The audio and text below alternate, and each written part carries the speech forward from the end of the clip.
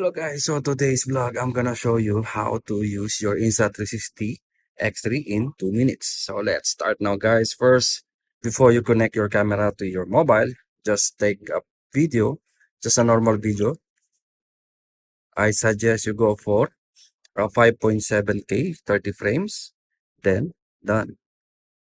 Start to take a video now. So let's start now. First, you need to connect your Insta360. Just go for the application Insta360 1X. And so you need to connect. Wait until connected. If you connected, you go to your album, select your video that you want to edit. Okay. But before you edit, just you can reframe and select first. Here in category tab, you have a selection. Yeah. You have all the selection from the top regarding your settings. You want to change the color, your speed ramp, and everything is already there. And the aspect ratio, even the aspect ratio, we'll use the 16:9 aspect ratio because we're gonna use this on YouTube. Yeah, so we're starting selecting the frame first. Select which frame you want. So I select on this time on my personal on my face, of course. Then click the plus button. After you click button, just play and select, wait until you select another, then you can pause.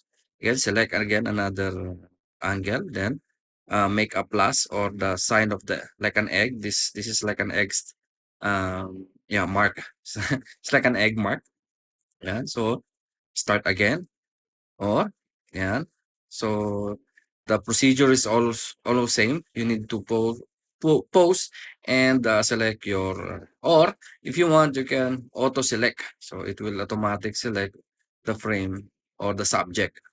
And so it depends on your until when you want to deselect the subject. That's why I suggest just take a video which is 360 video or yeah, 5.7K and 30 frames or 25. And yeah, because you can select your video using the edit frame.